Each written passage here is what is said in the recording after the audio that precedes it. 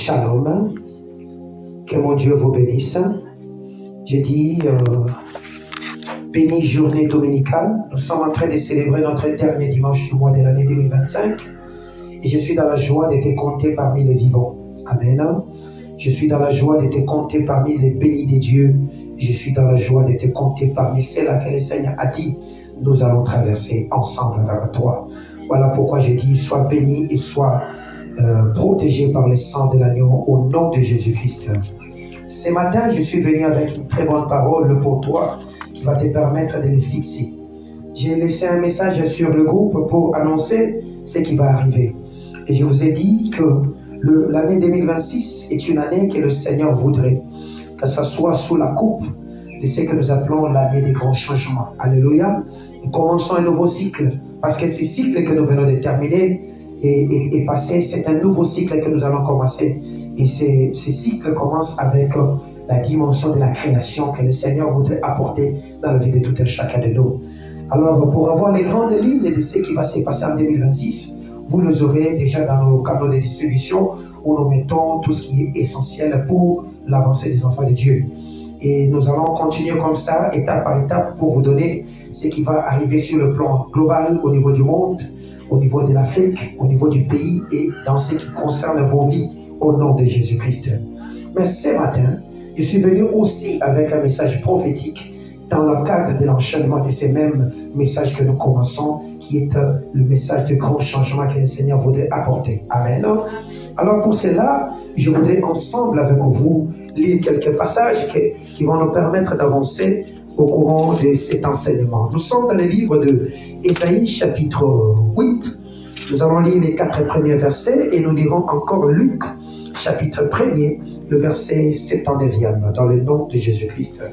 Ésaïe chapitre 8, je vais les lire dans ma version qui est la version Louis II 1910, dans le nom de Jésus-Christ. Voici ce que la loi du Seigneur me dit dans sa parole au nom de Jésus. L'Éternel me dit, prends une grande table et écris d'une manière intelligible, qu'on se hâte de piller, qu'on se précipite sur le butin. J'ai prié avec moi des témoins, dignes de foi, le sacrificateur Uri et Zacharie, fils de Bérekia. Je m'étais approché de la prophétesse. Elle conçut, elle enfanta un fils. L'Éternel me dit, donne-lui pour nom Maher, Shalal, Shash, Baz, car avant que l'enfant sache dire, mon père, ma mère, on emportera devant toi et devant le roi d'Assyrie les richesses de Damas et les butins de Samarie. L'Éternel me parla. Amen. Disons encore Luc, chapitre 1er, le verset 79e, dans le nom de Jésus. Luc, chapitre 1er, je lis dans la même version, au nom de Jésus-Christ. Voici ce que le Seigneur me dit. Au verset 79e, la Bible dit, pour éclairer ceux qui sont assis dans le ténèbre et dans l'ombre de la mort, pour diriger nos pas dans le chemin de la paix. Est-ce qu'on est ensemble? Que Dieu vous bénisse. Ce matin, je parle d'un thème bien qui dit, le butin s'approche, la proie s'avance. Alléluia. Le butin s'approche, la proie s'avance. Lorsque le temps a commencé à s'approcher, le royaume de Juda pendant ces temps, le royaume d'Israël était un royaume divisé. Et le peuple de Juda était en train de vivre un moment difficile, où à chaque moment, ils étaient sous la menace d'un royaume puissant. Ce royaume puissant était comme un fouet entre les mains du Seigneur. On appelait ce royaume le royaume d'Assyrie. Et ce royaume était devenu très menaçant. Alors, quand le temps a commencé à s'approcher et que le peuple se sentait toujours assiégé, le peuple a commencé à perdre l'espoir. Alléluia. Le peuple a commencé à se confier aux faux prophètes, aux devins, et la confiance du Seigneur a commencé à s'effriter. Le peuple n'avait plus confiance au Seigneur. Le peuple regardait à ce qui était devenu anormal. Et c'est à ce moment-là que des alliances ont commencé à se faire. Ils ont commencé à multiplier plusieurs alliances. Déjà, Éphraïm et Syrie ont commencé à constituer une alliance où ils devaient se mettre ensemble pour contrer la menace des Assyriens. C'est là que le Seigneur va maintenant envoyer un signe. Et le signe que le Seigneur envoie, il envoie par un enfant. La femme du prophète qu'on appelle Ésaïe va concevoir. Il va concevoir un enfant. Et lorsque cet enfant sera conçu, le Seigneur prend cet enfant comme un messager, comme un signe. Il dit, on donnera à cet enfant le nom de Maher, Salal, Baz, qui veut dire le butin s'approche, la proie s'avance. Alléluia. C'est ce que le Seigneur avait dit qu'on donnerait à cet enfant. Pourquoi le Seigneur avait dit qu'on donnerait à cet enfant ce genre de nom? C'est parce que cet enfant était un présage et cet enfant était un signe du Seigneur. Alléluia.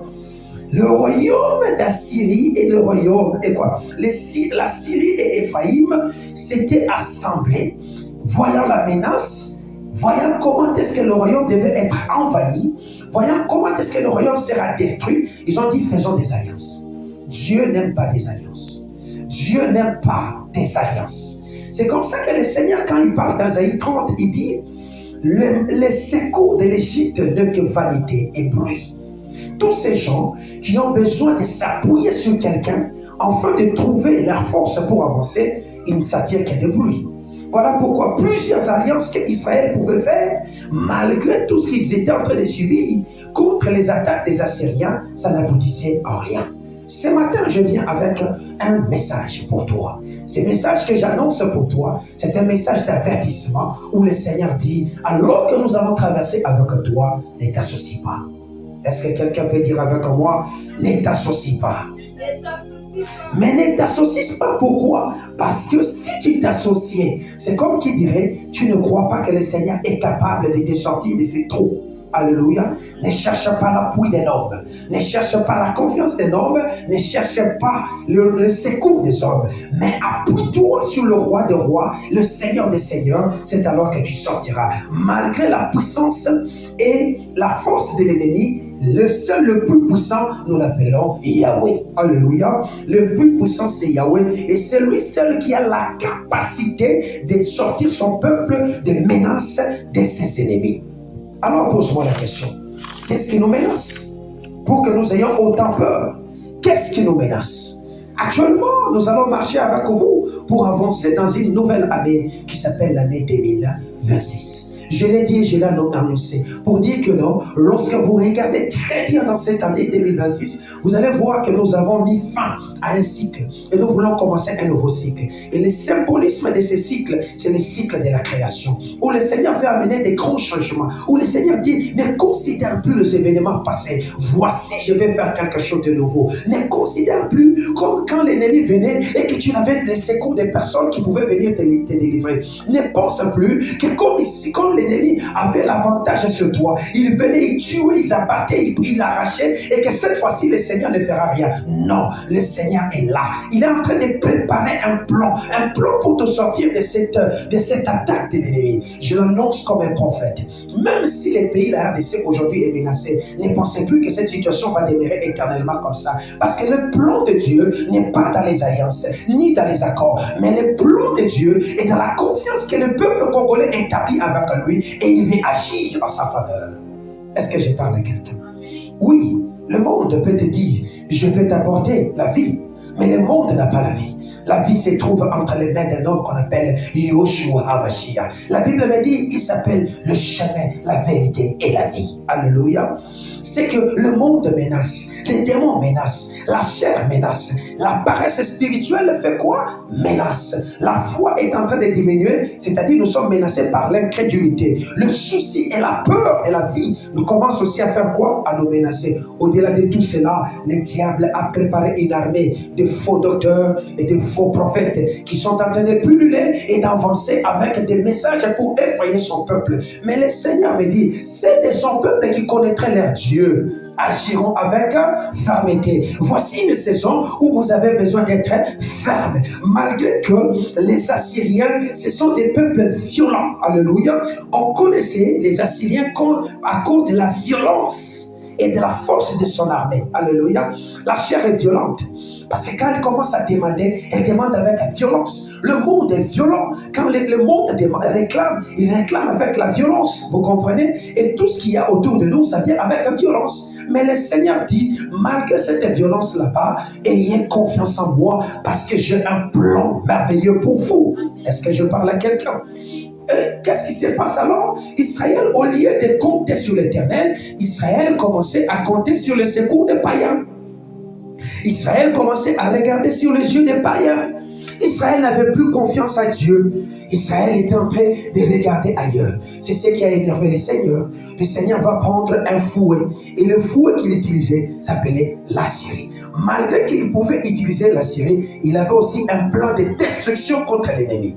La Bible dit, voici, il crée l'ouvrier qui souffle au charbon, mais il crée aussi les destructeurs. Est-ce que je parle à quelqu'un? Il crée aussi les destructeurs. Ce matin, le Seigneur me dit, il est le seul qui peut te délivrer de ces peuples menaçants. Il veut que tu aies la foi et la confiance en lui, car la peur n'est pas la réponse que tu dois donner, ni les incertitudes. Il veut que tu saches qu'il est le souverain et qu'il a le contrôle sur toutes les situations, même les situations les plus délicates ou les plus difficiles. Est-ce que je parle à quelqu'un? Lorsque le Seigneur commence à dire, à promettre la délivrance à Israël, il donne la manière qu'il va agir. La délivrance d'Israël va intervenir comment? Alléluia. Et c'est cette délivrance que je t'annonce ce matin. Cette délivrance va intervenir comment? Cette délivrance va intervenir lorsque le Seigneur va commencer à envoyer une parole. Et il envoie cette parole par le prophète Ésaïe. Est-ce que nous pouvons le lire? Ésaïe chapitre 8, le verset 9 à 10. Voici ce que la parole du Seigneur me dit. Ésaïe chapitre 8, le verset 9 à 10. La Bible me dit ceci. Alléluia.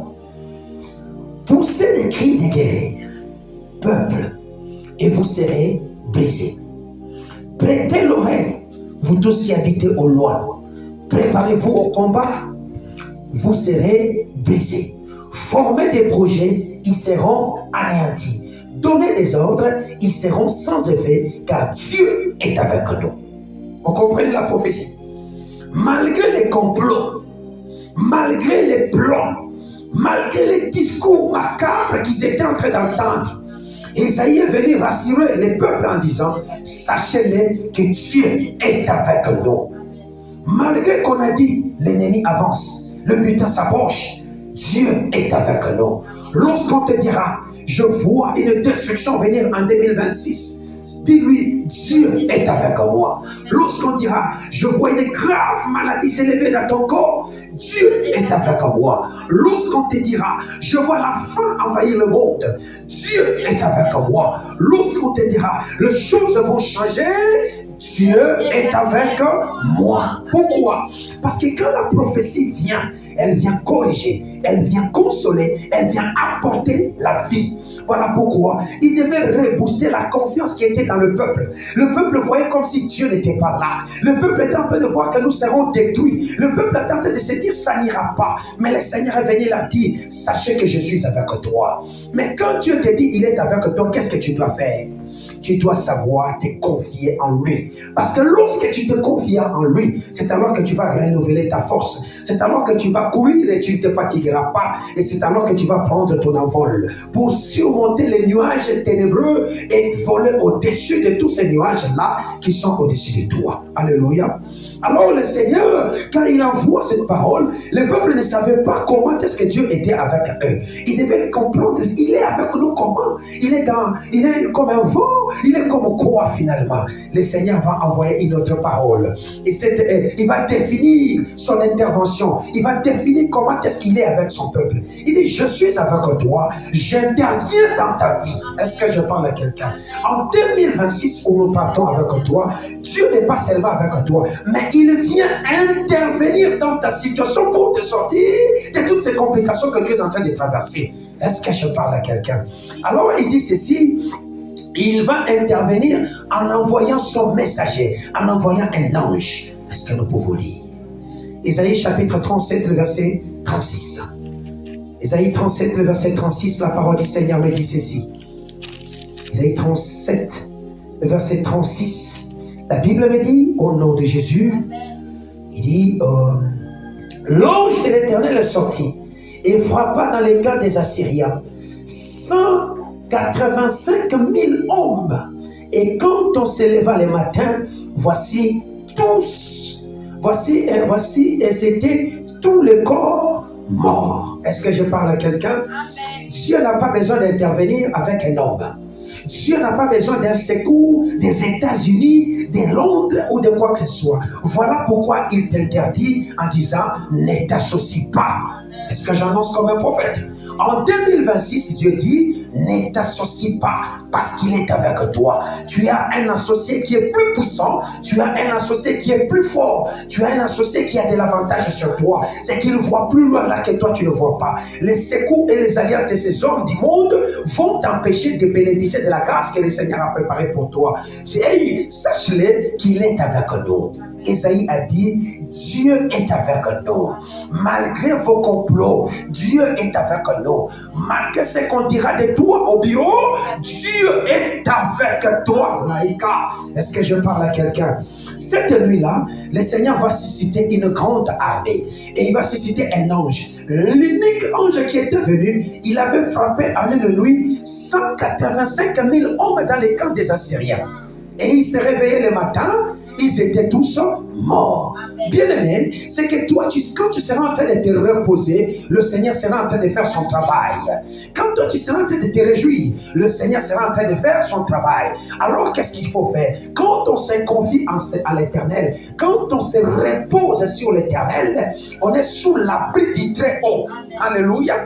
On est sous l'abri du Très-Haut. On ne craindra plus rien parce qu'il est là. Sa houlette de son bâton fait quoi? Nous rassure. Voilà pourquoi Dieu me dit de te dire, sache qu'il est avec toi. Est-ce que je viens? Est-ce que j'avance très bien? Deuxième des choses qui va arriver, c'est que la prophétie qui nous conduit dans le grand changement qui vient en 2026, c'est quoi? Dieu est avec nous. Les changements qui arrivent en 2026 vont faire que le monde sera bouleversé. Le monde va connaître une situation de bouleversement total. On connaissait les États-Unis comme une grande puissance. Je vois un changement vers la Chine.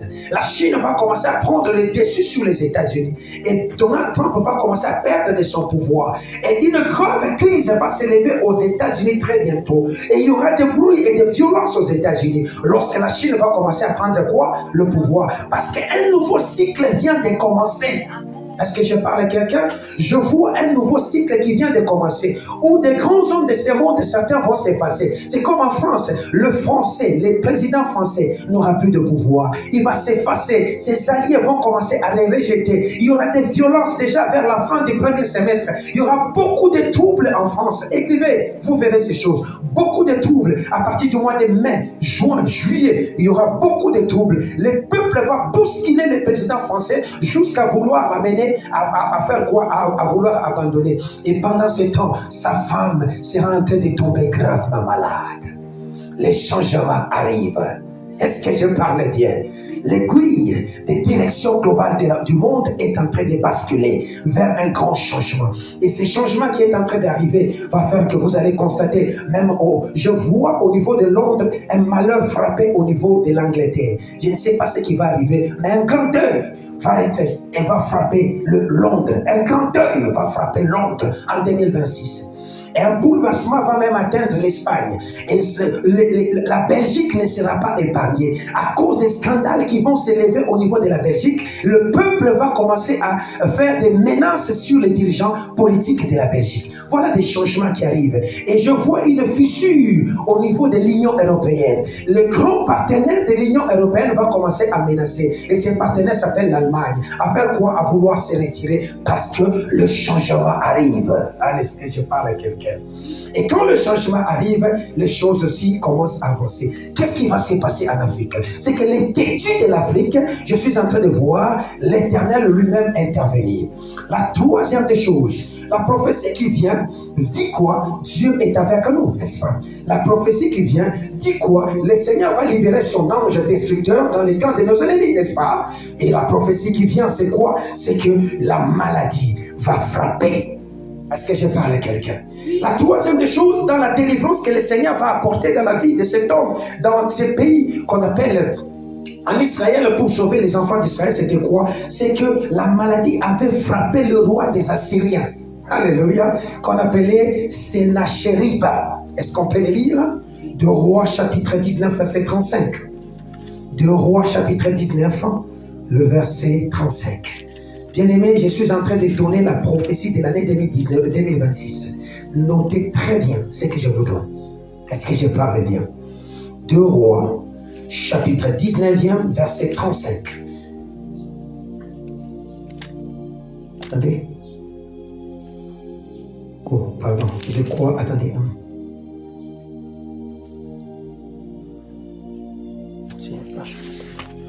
Pardonnez-moi. Je crois que j'ai mal noté le verset.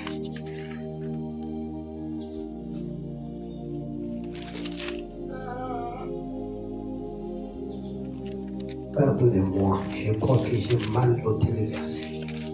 Je l'ai très mal noté. Amen. Je vais vous donner les passages très bien. 2 Rois, chapitre 19. Je vais les commencer au verset 1er. Lorsque le roi Ézéchias eut entendu cela, il déchira ses vêtements, se couvrit d'un sac et alla dans la maison de l'Éternel. Il envoya Eliakim, chef de maison des rois, chez Shebna, le sacrificateur, le sacrificateur et le plus ancien des sacrificateurs, ouvert les sacs vers Ésaïe, le prophète fils d'Amon. Et lui dit, ainsi parle Ézéchias, ce jour est un jour d'angoisse, de châtiment, d'opprobre, car les enfants sont près de sortir du sein maternel. Il n'y a point de force pour l'enfantement.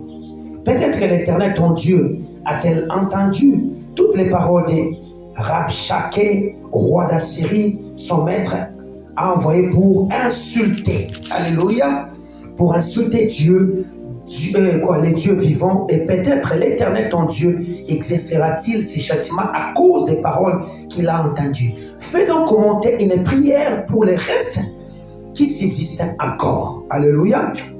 Fais donc monter une prière pour les restes qui subsistent encore. Le verset 35e, oui, voici ce qu'il dit. 2 Rois chapitre 19, verset 35, la Bible dit, cette nuit-là, l'ange de l'Éternel sortit, frappa dans le camp des Assyriens 144 et 185 000. Alléluia. 185 000 hommes. Et quand on se leva, voici, c'étaient tous des corps morts. Alors, Senachérib, roi d'Assyrie, leva son camp, partit et s'en retournait, il resta à Ninive. Or, comme il était prosterné dans la maison de Nishkor, son dieu, Adramélec, Shashtekani et Kapusiseki, ses fils, le frappèrent avec l'épée et s'enfuirent au pays d'Arar, et Etzar et son fils régna à sa place. Amen. C'est que lorsque le Seigneur a commencé son plan, le Seigneur a envoyé une parole. Et cette parole qui s'est exécutée, a été exécutée par l'intervention de son ange. Alléluia. Mais qu'est-ce que le roi avait appris? C'est que la stratégie a commencé par des insultes, des menaces, des problèmes qui disaient « vous ne ferez rien » et qu'on sort. Et lorsque le temps est arrivé, le Seigneur, le peuple ayant entendu ces choses, va demander l'intervention de l'Éternel. Ils vont dire « appelez-moi le prophète Isaïe, peut-être que son Dieu aussi a entendu ces menaces, qu'il intervienne en notre faveur. » La Bible me dit, lorsque vous invoquerez le nom de l'Éternel, la Bible me dit, invoquez-le pendant qu'il est vivant. Quiconque invoquera le nom du Seigneur, il sera comment? Sauvé. Israël avait invoqué le Seigneur. Et quand le Seigneur va intervenir, le Seigneur commence par tuer d'abord les militaires. Et la deuxième disposition que le Seigneur fait, c'est qu'il fait quoi? Il a frappé dans les camps des Assyriens à la tête.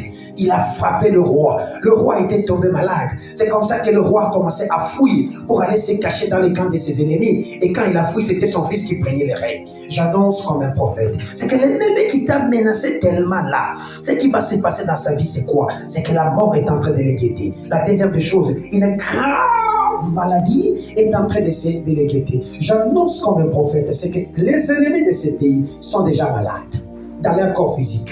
Et vous allez le voir s'écrouler un à un, parce que le Seigneur va utiliser sa main. La Bible me dit, il est celui qui crée l'ouvrier qui souffle au charbon et qui en fait une arme. Mais il est aussi celui qui crée le destructeur pour les détruire. C'est que de la même façon qu'il a utilisé les ennemis pour te faire du mal, c'est le même, il va créer un autre ennemi qui viendra faire quoi? Le détruire. Alors tu dois faire confiance à l'Éternel. La troisième intervention ou la quatrième intervention de l'Éternel pour la délivrance d'Israël, c'était quoi? C'est que le Seigneur est venu apporter ce qu'on appelle une protection globale. Alléluia. C'est que marche pleinement dans la confiance parce que Dieu te protège. Dieu est avec toi. Il dit, Dieu est avec nous. C'est ce que Ésaïe était en train de dire dans Ésaïe 8, verset 10. Il dit, Dieu est avec nous. Formez des complots, faites des planifications, faites même des menaces. Injuriez-nous, Dieu est avec nous. Car celui qui se repose sous l'abri du Très-Haut repose à l'ombre du Dieu Tout-Puissant. Est-ce que je parle à quelqu'un? Dieu est avec nous. Voilà pourquoi tu as besoin de faire confiance à l'Éternel. Car il est le seul qui peut te délivrer sincèrement et de toutes ces menaces. Il est le seul qui peut te délivrer. C'est que tu verras en 2026, les gens se rapprocher de toi pour te faire du mal. Sache que Dieu est avec toi. Quand on viendra pour te dire, nous allons te licencier, Dieu est avec moi. Menacez-moi de me licencier, Dieu est avec moi. Menacez-moi d'arracher, Dieu est avec moi. Menacez-moi de tuer, Dieu est avec moi. Menacez-moi de brûler, Dieu est avec moi. Les Assyriens menaçaient d'envahir tout le pays. Menaçaient de prendre le contrôle de tout le pays. Mais Israël avait un seul appui qui s'appelle Yahweh. Quand il a connu, il a su ces choses et il a pris confiance, le Seigneur est allé intervenir. Mais c'est qui l'Assyrien que nous parlons aujourd'hui? C'est qui l'Assyrien que le Seigneur fait mention ici? Parce que si je parle des Assyriens que vous ne comprenez pas, vous n'allez rien saisir. L'Assyrien était un instrument de Dieu pour juger les nations, y compris le royaume d'Égypte. Alléluia. C'est que c'était un ennemi que le Seigneur utilisait pour exercer son jugement sur Israël. Parce qu'Israël était devenu idolâtre, de faux prophètes, de faux docteurs, des marabouts et de tous les autres. Et Israël ne croyait plus à Dieu. Voilà pourquoi il suscitait la Syrie. Il l'utilisait comme un couteau et comme un fouet entre ses mains. La Syrie est ce pays et cet puissant royaume qui avait la facilité d'envahir la Syrie et l'Éphraïm. La Syrie, c'est ce qu'on appelait que Isaïe, quand il parle d'Isaïe 8 ici, il les qualifie comme étant le roi des marais. Alléluia. Il l'appelait comme le roi des marais. À cause de la force de son armée, quand ils avançaient, ils envahissaient rapidement. Et sous le règne du roi Akaz, la Syrie était... et sous le règne du roi Akaz, le peuple de Syrie, qui était voisin d'Israël, va s'associer à Éphraïm pour former une alliance. Alléluia. Afin de contrer. Dieu n'était pas d'accord. Dieu n'était pas d'accord à ça. Voilà pourquoi il avait libéré la Syrie pour qu'ils attaquent. Ils avaient réellement attaqué, mais les seigneurs, quand ils ont compris, ils sont venus à l'Éternel, le Seigneur va faire quoi? Les anéantir. Alléluia. J'insiste encore. Nous ne sommes plus dans l'année des alliances. Nous ne sommes plus dans les années des accords, mais nous sommes dans l'année de la confiance à l'Éternel. Dans l'année où nous prenons appui sur la force de l'Éternel. Est-ce que je parle à quelqu'un? Le butin s'approche, oui. La proie s'avance, oui. Le butin, c'est qui? C'est l'ennemi qui s'approche. Vous voyez cette proie-là, c'est l'ennemi qui s'avance. Mais le Seigneur a un plan pour les détruire. Le Seigneur a un plan pour l'anéantir. Parce que la puissance qui va au-delà de toutes les puissances, c'est Dieu lui-même. Alléluia. Et cette puissance que le Seigneur a, Et c'est cette puissance qui a la capacité de te délivrer de tous ces ennemis là-bas qui te font voir comme si tu étais tellement faible. Alléluia. Alors, je dis ceci. Tu pourras peut-être voir beaucoup de messages négatifs pour 2026. Mais je t'annonce la bonne nouvelle, c'est que le Seigneur a aussi préparé un plan, alléluia, de délivrance pour son peuple. Malgré ce qu'on te dira des négatifs, malgré tous ces changements négatifs, le Seigneur a préparé un plan, alléluia. Le Seigneur a préparé un plan. C'est vrai que la Syrie était caractérisée par ce qu'on appelle sa puissance et sa cruauté. Alléluia. Il tuait en désordre, il faisait des choses bizarres. C'est vrai que le monde dans lequel nous allons marcher en 2026, ça deviendra un monde cruel. Ça deviendra un monde vraiment mauvais. Vous comprenez? Mais le Seigneur a un plan pour sauver son peuple. A un plan pour sauver son peuple. Et ce plan repose sur sa grâce, qui vient anéantir la cruauté et l'efficacité de tous ces militaires du monde des ténèbres qui ont été libérés. Voilà pourquoi, lorsque le Seigneur va commencer le plan de destruction du royaume de la Syrie, il va faire quoi? Au 7e siècle déjà, le Seigneur va va envoyer ce que nous appelons le peuple de Babylone et le peuple de Médès, qui avait le pouvoir et qui avait effacé totalement. Alléluia. C'est que je vois dans les jours qui vont venir, celui qui te combat là, ça ne sera plus toi comme ça. Parce qu'il est tellement concentré sur toi. Derrière lui, il y a une force qui vient. Et cette force qui vient vers lui va l'anéantir. Cette force qui vient vers lui va l'exposer publiquement en spectacle. Et c'est alors qu'il va perdre de toute sa puissance. Il va perdre de toute sa force parce que le Seigneur est avec toi. Ces peuples venaient de loin. Alléluia. C'était le peuple d'Assyrie, oui, mais le Seigneur va les livrer entre les mains de leurs propres ennemis. Est-ce que nous pouvons lire?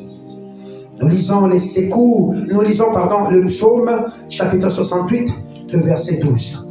Qu'est-ce que la parole du Seigneur me dit? Psaume 68, le verset 12. La parole du Seigneur me dit ceci, dans le nom de Jésus-Christ. Le verset 12e, la Bible me dit, au verset 12e, le Seigneur dit une parole, et les messagères des bonnes nouvelles sont une grande armée. Alléluia. Le Seigneur dit une bonne nouvelle.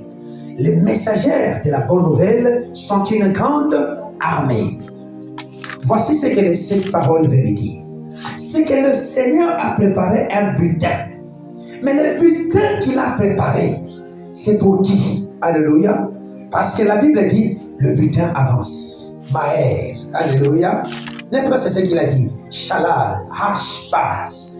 Le butin s'avance. La proie s'avance. Le butin s'approche. La proie s'avance. Voilà la signification de ce que je suis en train de vous dire. Quel est ce butin? Il y avait un butin négatif qui venait pour détruire. Mais il y a aussi un butin positif que le Seigneur avait préparé. Le plan de sortie que le Seigneur a préparé. Et ce plan de sortie, c'est uniquement pour ses serviteurs. Est-ce que je parle à quelqu'un? C'est uniquement pour ses serviteurs. Voilà pourquoi il dit ceci. Il dit dans ce livre de psaume 68, le verset 12e, c'est qu'il est en train de dire. Le Seigneur envoie une parole, ses messagers font quoi? L'annonce. Alléluia. Et la récompense vient pour les serviteurs de Dieu. Cette récompense, c'est qui? C'est cette récompense que le Seigneur a préparée pour ceux-là qui travaillent pour lui et qui annoncent l'évangile. Heureux ceux qui annoncent l'évangile de la paix. N'est-ce pas ce que la Bible me dit? Alors l'année 2026, c'est quoi? C'est une année où le Seigneur te veut à ton poste. Reste à ton poste, annonce la bonne nouvelle, tu auras la récompense. Car le but que le Seigneur prépare est une grande bénédiction pour vous. C'est-à-dire que ça ne va pas localiser les païens. Toi, tu es là assis à ta maison, tu ne fous rien, tu n'avances pas, tu ne fais rien pour le Seigneur, tu n'auras rien. Tu vas constater seulement un changement. Mais ceux qui font ceux qui feront un effort de rester à leur poste, de faire la volonté de Dieu, de se soumettre à la loi de Dieu, ils seront récompensés. Quel est donc ce butin? Le butin que le Seigneur nous donne s'appelle quoi? C'est le butin qui s'appelle la victoire. Est-ce que je parle à quelqu'un? Ces butins s'appellent la victoire. La victoire sur l'ennemi éternel. L'ennemi qui t'a toujours menacé depuis que tu étais en train de faire quoi? De vivre sur la terre. Chacun a son ennemi. Alléluia. C'est-à-dire le point de faiblesse. Là que l'ennemi s'attaque le plus facilement et qui te fait perdre tout l'avantage que tu as sur ton ennemi. Ça peut être peut-être l'incrédulité. Ça peut être la peur. Tu as souvent perdu des batailles à cause de la peur. Tu as souvent perdu la bataille à cause de quoi? De la chair. Tu as tellement la chair. Tu as peut-être perdu la bataille à cause des démons, à cause du monde. Tu as souvent perdu la bataille à cause des confiances que tu accordes aux faux prophètes et aux faux docteurs. Voilà pourquoi le Seigneur voudrait maintenant venir donner une victoire globale à cet homme-là. Tu lui fais comment? Confiance. Cette victoire, ce butin que je parle, s'appelle victoire. Alléluia. Peut-être que tu cherches une promotion qui n'arrive pas. Dieu me dit de te dire victoire. Peut-être que tu cherches un voyage que tu n'obtiens pas. Dieu me dit victoire. Peut-être que tu cherches comment dirais-je, des victoires dans le domaine des affaires, des victoires dans n'importe quel autre domaine. Dieu me dit de dire à cet homme là-bas, ou à cette femme là-bas, ou à cet enfant, il y a une victoire qu'il a préparée pour toi. Malgré les difficultés que vous pourrez avoir, sachez que le Seigneur est avec toi. Alléluia. Alors la troisième dimension de cette récompense que le Seigneur avance à préparer pour toi, c'est quoi? C'est une bénédiction spirituelle. Est-ce que je parle bien? C'est une bénédiction spirituelle. Voilà pourquoi, lorsqu'il annonce cette parole dans le psaume 68, il veut vous faire voir sa puissance. Il veut vous faire voir sa grandeur. Alors, lisons quelque chose dans 1 Corinthiens chapitre 3, verset 8, pour comprendre cette bénédiction spirituelle dont il a préparé pour nous en 2026, qui vient bouleverser le monde et apporter un changement radical dans ta situation. C'est-à-dire, tu étais malade et tu seras guéri. Tu ne travaillais pas, tu travailles. Tu n'avais rien, tu possèdes. Et tu étais en train d'échouer et tu as maintenant la victoire globale sur tous les échecs et sur tous les échecs qui accompagnaient tes affaires. 1 Corinthiens chapitre 3, le verset 8, voici ce que dit là-bas la Bible.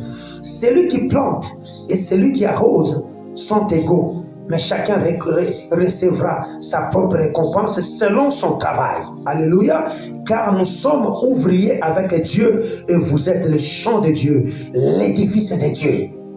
Vous comprenez? C'est que le Seigneur a préparé un travail, une bénédiction, et tout ce que nous sommes des ouvriers, il va payer à chacun. Et cette bénédiction est d'abord spirituelle. Je vous ai dit, la bénédiction c'est quoi? C'est une parole de grâce qui s'attache sur ta destinée, dont le Seigneur lui-même a les codes d'activation, afin que cela devienne des vies au niveau matériel, pour que le monde sache qu'il vous a aimé et que vous êtes béni de lui. Alléluia. Et cela va agir au travers de sa puissance qu'il met en action et de sa grandeur. Donc, si j'étais toi, malgré des changements qui arrivent, que ce soit positif ou négatif qui arrivent, sachez-le, nous verrons la puissance de Dieu se déployer en 2026. Nous verrons la grandeur de Dieu en 2026. Et chacun dira, oui, Dieu est avec moi. Ah, ce sont qui verront ces choses? Ce sont ses serviteurs, ceux qui travaillent dans son champ. Je parle bien de ceux qui travaillent dans son champ. Dieu veut que vous soyez dans son champ. Alors, reconnaissez quel est votre travail dans son champ. Vous êtes chanteur, chantez. Vous êtes évangéliste, évangélisé. Vous êtes, je ne sais pas, prédicateur, prêchez. Vous êtes modérateur, modéré. Vous visitez les malades. Peu importe, travaillez pour Dieu en 2026. Vous serez récompensé positivement. Est-ce que je suis ensemble avec quelqu'un? Les butins s'avancent. Les butins s'approchent. Les butins s'approchent. La proie s'avance. Les butins s'approchent. La proie s'avance. Quelle est cette proie? C'est cette proie que le Seigneur a préparée pour ses enfants. Il dit, voici, je me tiens à la porte et je frappe. Si quelqu'un entend ma voix, j'entrerai chez lui. Je souperai avec lui et lui avec moi. Alléluia.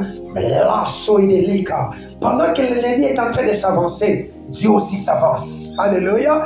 Pendant que l'ennemi est en train de préparer un plan, Dieu aussi prépare un plan. Pendant que l'ennemi cherche à détruire, Dieu est en train de construire. Pendant que l'ennemi est en train d'arracher, Dieu est en train de chercher à vous redonner. J'annonce comme un prophète, c'est que ce que tu as perdu beaucoup de temps, pendant tout ce temps, Dieu va te le récompenser.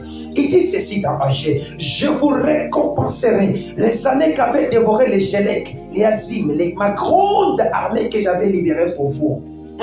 Il continue, il dit, as-tu vu cette maison dans sa première forme? C'est une maison qui n'avait pas de gloire. C'est une maison qui n'avait pas d'éclat. Il dit, la gloire de la seconde maison, elle sera plus grande que celle de la première. Lorsque Dieu commence à créer, lorsque Dieu commence à agir, il n'a pas besoin de votre aide. Parce qu'au commencement, la terre était informe et vide. La terre n'avait pas de langage. Il n'y avait que l'Esprit du Seigneur qui s'est mouvait au-dessus. Et Dieu, quand il a commencé à agir, il n'a eu besoin de l'aide de personne. Voilà pourquoi les choses qui vont s'accomplir en 2026, ce sont des miracles. Alléluia. Des choses qu'on n'a pas préparées. Ça va t'étonner, ça va étonner le monde. Pourquoi Dieu fera ces choses? Parce qu'il veut que les hommes viennent et disent, nous avons vu Dieu, nous ne t'abandonnerons pas. Voilà ce que Dieu veut faire. C'est-à-dire la médecine a échoué. C'est-à-dire les marabouts, les acheteurs ont échoué. Mais Dieu, dans sa simplicité, dans sa grâce, dans ce qu'il fait de mieux, il intervient et toi-même tu es étonné en disant, j'avais la solution à côté de moi. Cette solution fera que tu t'attacheras à lui et tu ne le laisseras plus. Comme cet homme de Jacob, quand il a vu l'ange, il s'est accroché, il a dit, je ne te lâcherai pas jusqu'à ce que tu m'aies béni. Est-ce que je parle à quelqu'un? C'est que cette année, attache-toi à Dieu. Reste confiant en lui. Malgré tout ce qui va arriver, Dieu dit, il est avec nous. Est-ce qu'on peut lire? Ésaïe chapitre 8. C'est là que je termine. Ésaïe chapitre 8, le verset 10. 9 à 10. J'aimerais qu'on termine par là. La Bible me dit ceci. Poussez des cris de guerre. Alléluia. Peuple, vous serez comment? Brisés. Quand il y aura des bruits de bottes, sachez que le Seigneur va les briser. Prêtez l'oreille, vous tous qui habitez au loin. Il parle à ce peuple qui habite au loin, qu'on appelle les Assyriens. Préparez-vous au combat. Vous serez comment? Brisés. C'est-à-dire, ils se préparent, ces gens là-bas, pour lancer des sorts, pour jeter des maladies, pour tuer, abattre, pour voler, pour détruire. Le Seigneur a dit, ils seront comment? Brisés. Formez des projets. Ils seront comment? Anéantis. Quels sont ces projets? Ce sont des projets de malheur. Parce que le diable n'a aucun projet de bien pour toi. Il n'a que des projets de malheur. Il dit, donnez des ordres, ils seront sans effet. Alors, il conclut en disant, pourquoi le Seigneur a dit que toutes ces choses seront sans effet? Car il est avec nous. Dieu est avec nous. Emmanuel. Il marche avec nous. Emmanuel. Dieu est avec nous. C'est-à-dire, quand tu vas sortir le 1er janvier jusqu'au 31 décembre, proclame, Dieu est avec moi. Ma vie a changé. Je ne suis plus l'ancienne créature. Je suis devenu une nouvelle créature. Les choses anciennes sont passées. Vous me considériez comme un chômeur. Je ne suis plus un chômeur. Je n'avais plus de moyens. Dieu m'en a donné. Aujourd'hui, tout ce que je touche change. Ma vie progresse parce que Dieu est avec moi. Je crois. Le Seigneur est avec moi. Pourquoi? Parce que la Bible me dit, Dieu est avec moi. Les gens viennent se moquer. Ça sera comment? Tu auras passé comment tes examens avec tout ce que tu es en train de vivre? Dieu est avec moi. Tu vas faire comment? Dieu est avec moi. Tu vas vivre? Dieu est avec moi. Qu'est-ce qui se passe? Dieu ne cherche même pas à leur dire quoi que ce soit. Écris ça en grand caractère. Grave ça, parce que le Seigneur a commencé par dire cela dans Ésaïe chapitre 8 au verset 1er. Il dit ceci. Il dit ceci, prends une grande table et écris dessus d'une manière intelligible, qu'on se hâte des pieds, qu'on se précipite sur le butin. Vous voyez, prends une grande table, écris-la d'une manière intelligible. Prends ça Écris ça de manière intelligible. Grave ça derrière ton ordinateur. Mets ça dans ton bureau. Achète même, comment dirais-je, Laika, Losopea. Achète même un cadre. Mets à l'intérieur. Dieu est avec moi. Alléluia. Mets ça dans ton bureau. Mets ça sur le thé de ton oreiller. Dis là-bas, Dieu est avec moi. Mets ça à l'entrée de ta barrière. Dieu est avec moi. Mets ça sur tes cahiers. Dieu est avec. Écris ça sur quand tu commences une nouvelle page de ton cahier. Dieu est avec moi. Un petit caractère là-dessus. Et les gens te diront pourquoi. Parce que c'est la parole qui t'accompagne. Je dis que pour qu'il y ait la délivrance, il faut que la parole arrive.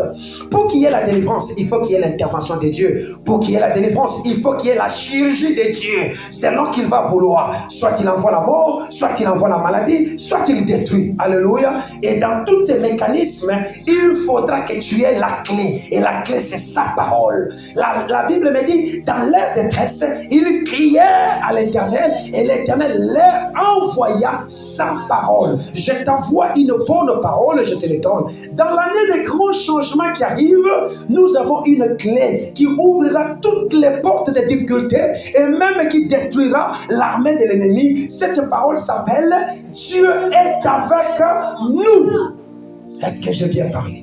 Amen. Dieu a dit qu'il va ruiner le royaume d'Assyrie. Il va les détruire. Donc, l'ennemi que tu voyais dans la famille va partir. L'ennemi que tu voyais dans les quartiers va partir. L'ennemi qui avait l'habitude de te guetter, mettre des caméras au-dessus de toi, va partir. L'ennemi qui te fabriquait des projets au bureau va partir. Je vois la chute des uns et l'élévation des autres. Parce que l'enfant de la confusion vient de naître. L'enfant qui vient détruire, donc changer la situation comme l'enfant Emmanuel qui naissait, il était le relèvement des uns et l'abaissement des autres. Il vient de naître dans ta vie. Et lorsque tu vas marcher, marche en tête haute. N'aie pas peur. Fais confiance à l'Éternel parce que le butin de l'Éternel est là. La proie est là. Malgré que l'ennemi s'avance, nous avons un autre butin. Et le butin que nous avons s'appelle la récompense de Dieu pour ses serviteurs. S'appelle la victoire globale. Alléluia. Et c'est cette bénédiction qui se déploie par la puissance et la grandeur de Dieu. Parce qu'il est le seul sur qui nous comptons pour notre délivrance. Alléluia. Malgré les menaces, nous comptons sur notre délivrance. Et Dieu veut que nous ayons la foi et que nous fassions confiance en lui. Parce que lui seul a les secrets. Ne cède pas à la peur, ne cède pas à l'incertitude, mais crois en Dieu parce qu'il est souverain. Il a le contrôle sur toutes les situations les plus difficiles, même les moins difficiles. Est-ce que j'ai bien parlé? Acclamons Jésus. Que mon Dieu vous bénisse. Que mon Dieu vous bénisse. Le Seigneur est ici.